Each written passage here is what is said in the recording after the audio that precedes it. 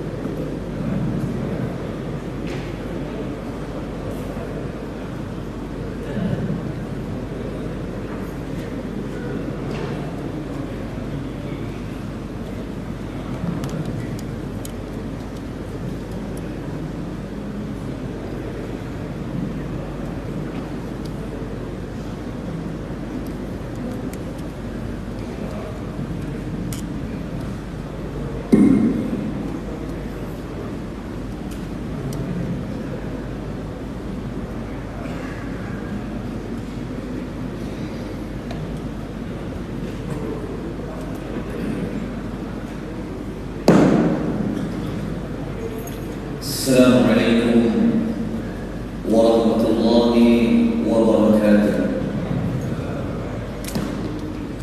الحمد لله رب العالمين، والصلاة والسلام على أشرف الأنبياء والمرسلين وعلى آله وصحبه أجمعين. اللهم صل وسلم على نبينا محمد وعلى آله وصحبه ومن تبعهم بإحسان إلى يوم الدين. أما بعد. Sidang yang sekalian, InsyaAllah pagi ini kita akan mengulangi ayat yang ke-8 yang telah kita baca pada pagi sebelum ini, dan kita akan memperincikan keterangan ayat yang ke-8, yang mana ayat yang ke-8 ini adalah merupakan ayat yang sudah pun melibatkan cerita saudara-saudara Nabi Allah Yusuf alaihi wassalatu wassalam. Baik, kita mulakan. A'udzubillahi minasyaitonir rajim.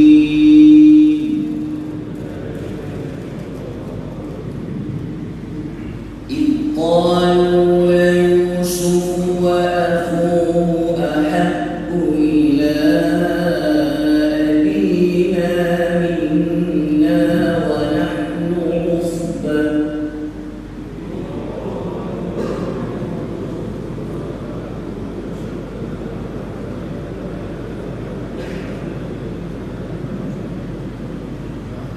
Inna abana lafi dhalalin mubin.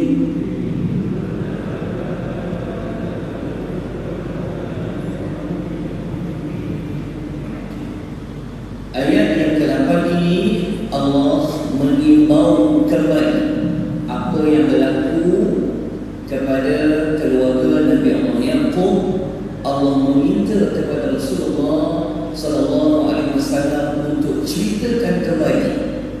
Maka ketika saudara Yusuf itu berkata, saudara dekat sini merujuk adik-beradik Nabi Allah Yusuf yang 10 orang itu.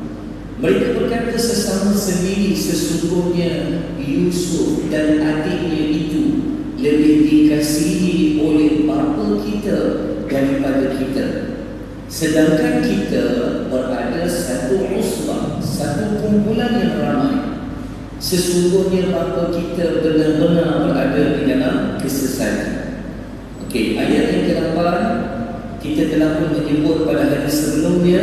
Ini adalah salah sangka daripada 10 anak Nabi Allah Yaqub terhadap dirinya, yang mana mereka telah menyangka bapa mereka ni tak pedulikan mereka, walaupun mereka ini 10 orang, walaupun mereka ini sebenarnya telah banyak berjasa kepada keluarga Nabi Yaqub. Tapi kenapa nampak macam bapa tu lebihkan Yusuf dan adiknya Bunyamin?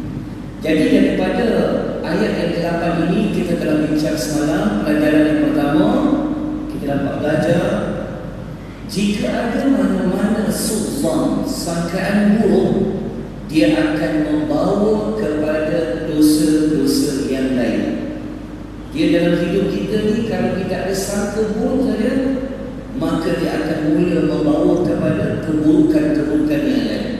Kita telah nukilkan ayat sokongan dalam surah Al-Ankabut ayat nombor 12 yang Allah mengingatkan kepada kita supaya kita jauhkan daripada banyak bersangka buruk. Dia kalau mula sangka buruk saja, dia akan bawa kepada isu-isu yang lain. Itu pelajaran pertama yang dapat kita belajar. Pelajaran yang kedua, P yang kedua, kita dapat belajar, kalau ada mana-mana manusia yang dia ada sifat ujub, dia ada sifat rasa kagum kepada diri, dia akan membawa kepada merendahkan orang lain. Okay. Dekat mana sifat kagum dalam ayat 8? Ingat tak 10 anak Nabi Yaqub mereka kata apa? Mereka kata wa nahnu usbatun. Mereka kata kita lah sepatutnya yang ayah patut bagi tumpuan, sebab mereka menyangka mereka dah banyak berjasa kepada bapa mereka. Sebab mereka kan sudah dewasa, tentu banyak kerja yang mereka dah buat. Mereka memandang seolah-olah Yusuf dengan adiknya tu tak buat apa-apa. Kenapa bapa nak tunggu kepada mereka berdua? Ini dia panggil mereka mempunyai sifat rasa diri mereka ni lebih daripada orang lain. So dia panggil sifat apa? Dia panggil sifat ujub. Sifat ujub ni kita lihat dari sokongan dalam hadis riwayat Muslim. pernah pesan kepada kita, thalathun muhlikatun, ada 3 perkara kalau ada pada seseorang binasa orang.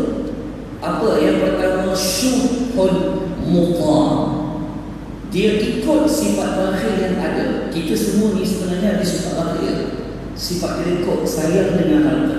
Tapi kalau kita ikut sangat hawa nafsu kita, habis, bawa kepada kebinasan.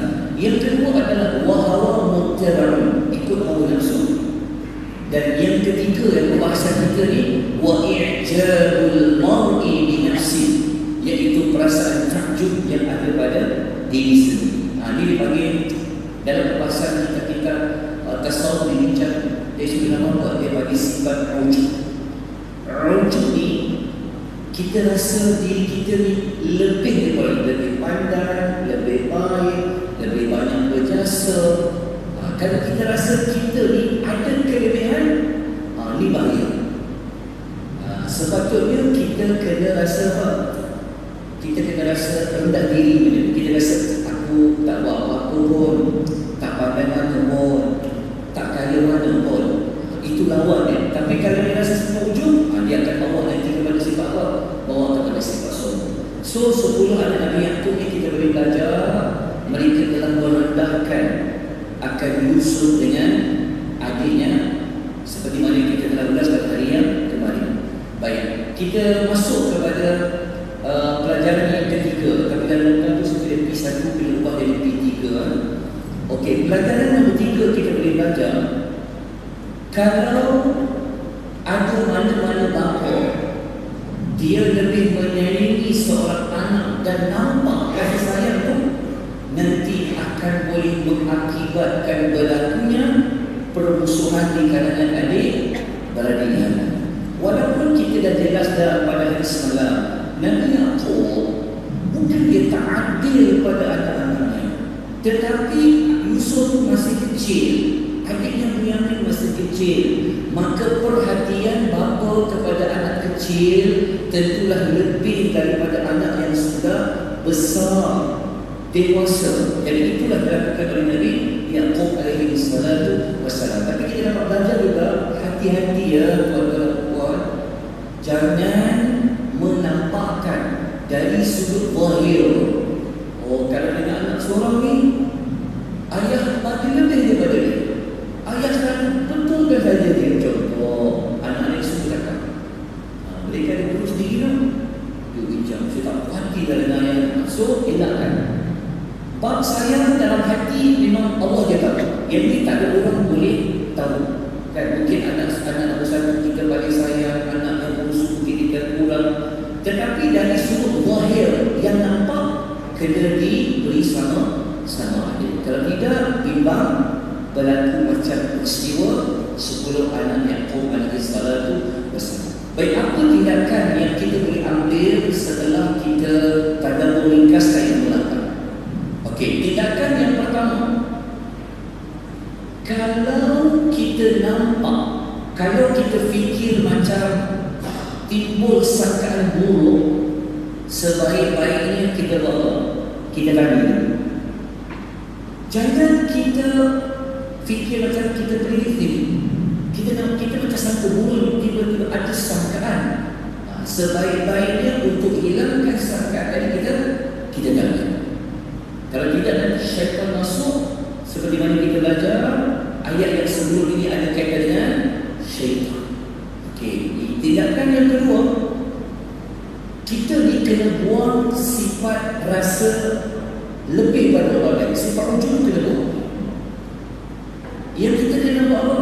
Kita kena sentiasa merendahkan diri, supaya apabila ada sifat tawaduk rendah diri, kita tak ada sifat sombong. Ingat, yang ini banyak berlaku di kalangan masyarakat kita. Kita rasa kita lah yang paling berjasa, kita rasa kita lah yang paling baik. Jangan. Kita kena letak diri kita ni tak ada apa-apa, rendahkan diri kita. Okey, perbuatan merendahkan diri ini disokong oleh hadis riwayat Muslim. Nabi sallallahu alaihi wasallam bersabda, Nabi sallallahu alaihi wasallam bersabda dalam hadisnya yang bermaksud, sesungguhnya Allah mewahyukan kepada aku. Nabi kata Allah telah turun berwahyu kepada aku supaya kamu ni ada sifat tawadhu, bersifat merendah diri, sehingga seseorang tidak merasa bangga dan sombong terhadap orang lain dan tidak pula berlaku penanya kepada orang lain. So, rupanya sifat tawadhu ini diperintahkan oleh Allah Subhanahu Wa Taala kepada Nabi untuk disampaikan kepada umatnya dan juga kepada Nabi Sallallahu Alaihi Wasallam. Baik, kita ambil ringkasan untuk ayat yang ke-8. Kita masuk kepada ayat yang ke-9. A'udzu billahi minasy syaithanir rajim. Uqtulu Yusufa aw ikhrajuhu ardan yakhlu lakum wajhu abikum.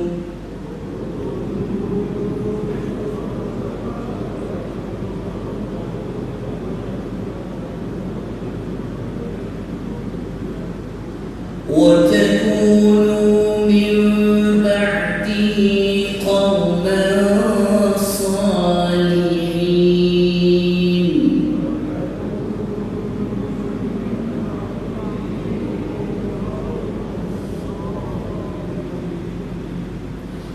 Ayat 9 ni tuan-tuan ya. Baca sekali-kali Allah. Kalau mula ada sangka buruk dia akan bawa nanti kepada benda-benda yang lain yang buruk.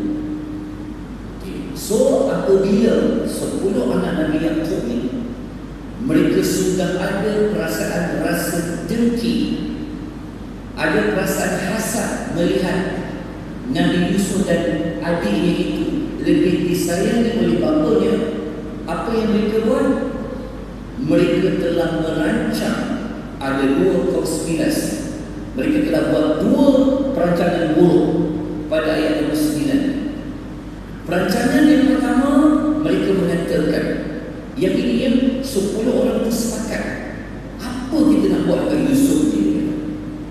Sebab kita nampak bapa kita ni macam lebihkan Yusuf ni. So macam mana kita nak buat dengan Yusuf ni? Maka mereka mencadangkan yang pertama, mereka kata, oh betul Yusuf. Dia kata, bunuh Yusuf.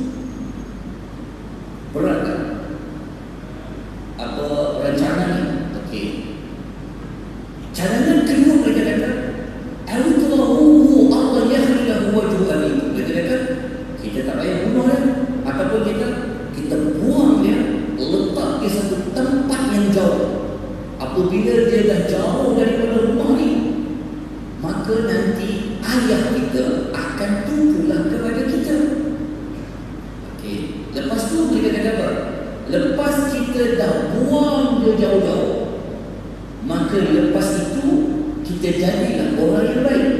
Maksudnya mereka kata, kalau kita dah buang dia jauh-jauh, kita tahu barang lalu.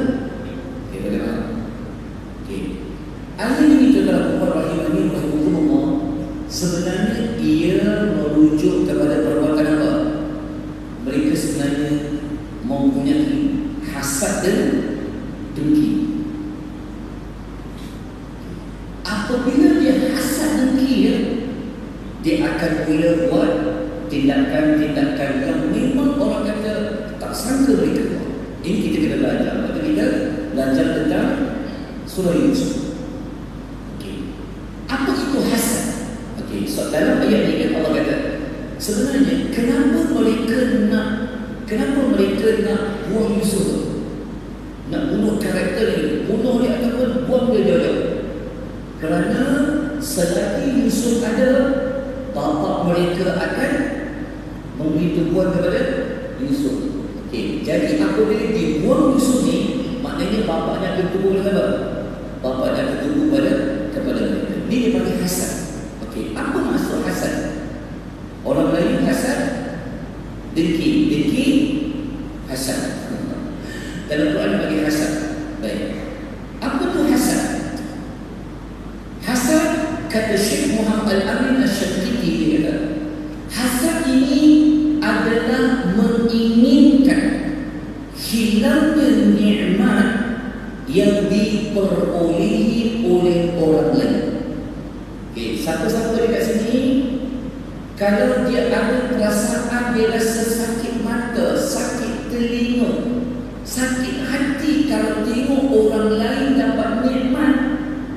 dunia ke, akhirat ke. Lepas tu sakit hati dia jadi tu. Dia teringin kalau nikmat orang itu hilang. Dia suka kalau orang itu nikmat dia hilang. Itu dia panggil perasaan hasad. Sepatutnya kita apa? Saya tumpah gembira lah Allah berjaya. Tahniah. Contohnya macam tu. Tetapi kita rasa kenapa dia pula yang dapat ni? Ini boleh berlaku kepada semua. Di kalangan adik-beradik ke, di kalangan rakyat sekerja ke, di kalangan masyarakat dulu berjiran dengan senang. Kenapa dia ada jadi kursi? Contoh. Kenapa dia pula yang dapat jadi? Contoh. Dia ada hasad. Apabila dia ada hasad, dia teringin nikmat orang tu hilang. Okey, faham tu dulu. Okey, kata dalam tafsir Al-Aisyah pula kata, hasad ni ialah mengharapkan nikmat yang ada pada orang lain itu hilang, kemudian nikmat itu berpindah kepada dirinya ataupun tak dapat pada dia. Okey, faham tak maksudnya? Okey, anak-anak Nabi Yaqub, mereka hasad Yusuf dapat nikmat apa? Yusuf dapat nikmat apa? Nabi Yusuf dapat nikmat tumpuan kasih sayang bapaknya. Okey kan? So nikmat tu mereka tak suka. Maka macam mana mereka buat? Mereka nak hilangkan nikmat tu, dan nikmat tu nanti dapat kepada mereka. Faham tak itu? Hasad. Tapi hasad ni bukan semata-mata nikmat tu dapat pada kita, tetapi nikmat tu tak dapat pada kita pun tak apa. Janji orang tu hilang nikmat. Itu dia panggil hasad. Kita akan lanjutkan nanti insya-Allah pada ayat selepas ayat 10. Kita akan panjangkan dia pengenalan dia. Ada sikit waktu lebih dalam 2 minit lebih. Kita masuk dulu ayat nombor 10 balik tuan-tuan. Qala qailun minhum la taqtulu Yusuf wa alquhu fi ghayabatil jubb.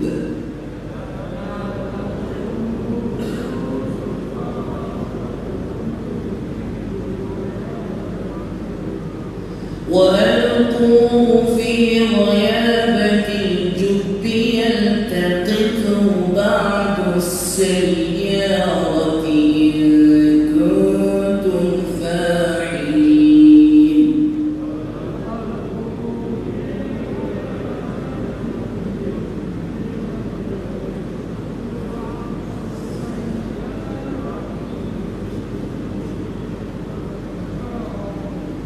Masya Allah. Nampak macam tak larat kan? Alhamdulillah. Faham. Ayat yang ke-10 saya baca terjemah saja, tak tak cepat sebab kita ada tadarus dan aktiviti lain. Bagi saya sikit dulu waktu. Ayat ni ada rancangan yang ketiga pula. Maknanya rancangan mula-mula nak bunuh tadi tu tak jadi. Lepas tu rancangan yang nak buang musuh ni, buang dia jauh-jauh pun tak jadi. Tak jadi tu dia tengok nanti apa mereka rancang. Rupanya ada dalam ramai 10 orang tu, dalam ramai 10 tu ada seorang. Dia kata, jangan kita bunuh Yusuf. Kita campak je dia di dalam perigi. Kenapa campak dalam perigi? Kalau kita fikirlah bunuh juga tu tak. Sebenarnya dalam ramai-ramai tu ada seorang yang rasa macam tak sabar hati pula ni. Maka dia kata tak apa, kita campak dia Yusuf masuk pergi, letak dia dalam perigi, supaya nanti kalau ada orang datang perigi tu, orang boleh jumpa dia, ambil dia. Kalau kita betul-betul nak plan betul-betul ni, kita masukkan dia ke dalam perigi. Okay. Ayat ni nanti kita ulas apa maksud ghayabatil jubi. Kita nampak macam perigi kan, tapi perigi itu sebenarnya di mana lokasi kedudukan dia. Nanti kita akan sambung insya-Allah keesokan hari kita ulas untuk ayat nombor 10. Jadi siapa-siapa yang belum ada nota dan cetak, tolong maklumkan total memerlukan berapa.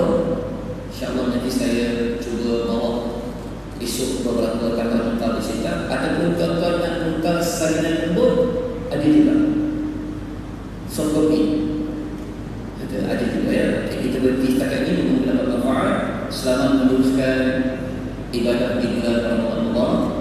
Kita temu lagi insya-Allah pada esok hari keterangan ayat yang ke-10. Aku qouli hadza wa astaghfirullah wa atubu ilaih. Assalamualaikum warahmatullahi wabarakatuh.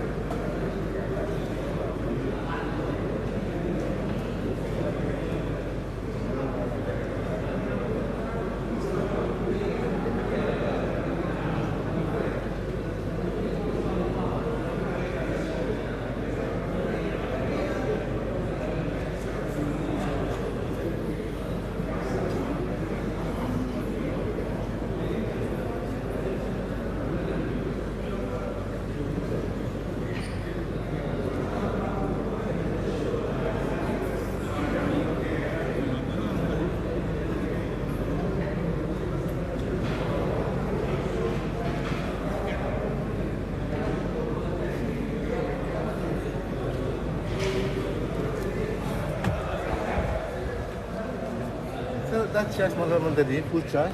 Ya. Tadi tak ada charge. Aduh. Tak pakai YouTube. YouTube tak stable. Sekarang I pakai TikTok. Oh, TikTok. TikTok. Bila habis ni, dia akan save, download, masuk live. Nanti bila lepas tu, dia ada Telegram lah. Itu jarang guna. Ha? Jarang guna. Please buat. Siapnya saya tu hantar you. You masuk dalam that channel. Kita masukkan you channel yang HD. Okay. Jadi you ada dua